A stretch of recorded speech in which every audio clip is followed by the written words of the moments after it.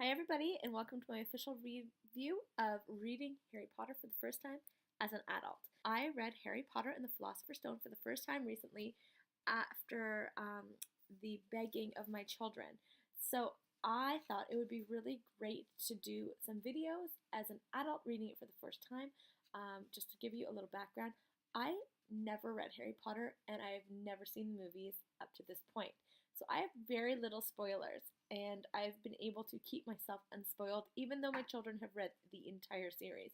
So they are sworn to secrecy until I've gotten to that book and we can talk about it together. And I loved it. I knew I would. I mean, it's a classic and everyone's favorite for a reason, so it would be silly to think that I wouldn't enjoy it. I was surprised, though, how much I did enjoy it because it is a smaller book. It is the smallest of them all, I think. It is for a younger age. I thought, it wouldn't be as exciting as maybe the later books are going to be, but it really was, and I was so pleased. Here are some of my thoughts. Harry Potter's aunt and uncle and cousin are the worst. Like, I had heard that they were terrible and all of that kind of stuff, but I am completely floored as to how terrible they actually are. I don't understand his uncle Vernon's complete hatred for people in the wizarding world. I don't understand why he hates Harry so much, but yet they decided to take him in. Like, it just seems very contrary. Like, I wouldn't imagine taking in a baby and then just not loving them at all and just being the worst. Like, how did Harry even get to the age he was and be so normal? I know I'm probably thinking about this a little too much considering it is a children's book, but that was one thing that I thought about. And his cousin, oh my gosh, I just can't even believe what a jerk he is. And he totally deserved that squiggly little piggy tail. How Harry totally puts Draco Malfoy in his place after Draco's all like, I'm so cool, I'm pure blood, blah, blah, blah. Whatever. You're not a nice guy. Other thoughts. I think Hagrid is awesome character. I love him in the beginning, how he got Harry and brought him to the Professor Dumbledore and McGonagall. I just love how he's always thought about Harry and how he goes after and he gets him. And Hagrid seems kind of like the guy who breaks a lot of rules, and I have a feeling he's going to continue to break a lot of rules through the series. I want to talk about Snape.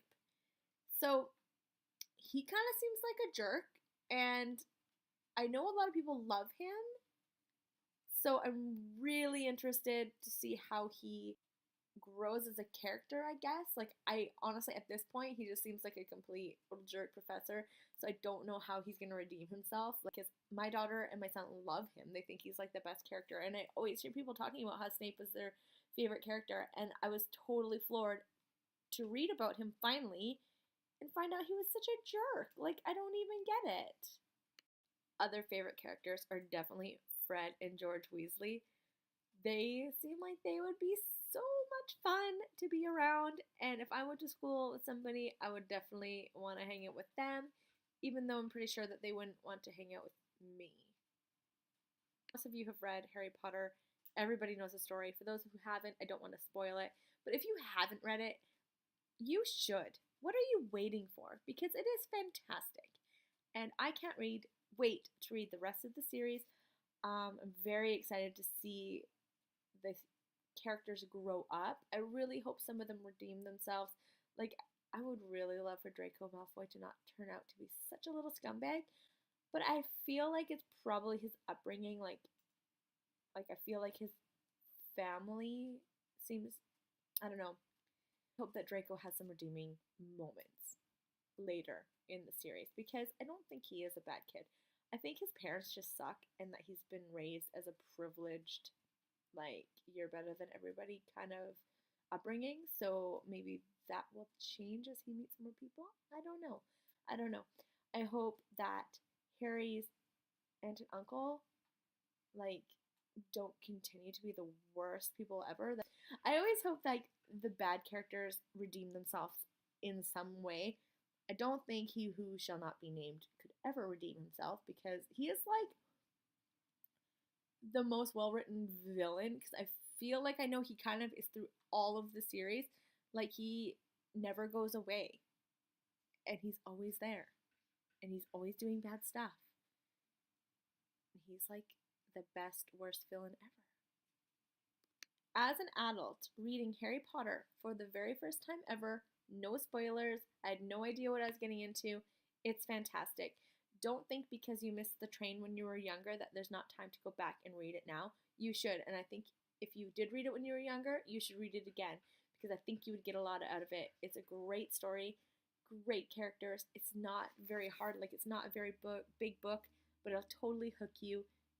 100% guaranteed. Suggest it. Get your kids to read it.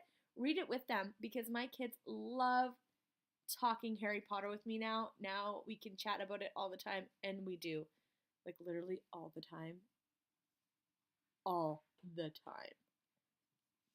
So yeah, thanks for watching. Make sure to subscribe. I'm going to be doing a lot more videos, and check out my website, www.vibookcrate.com. All right, thanks guys. Bye.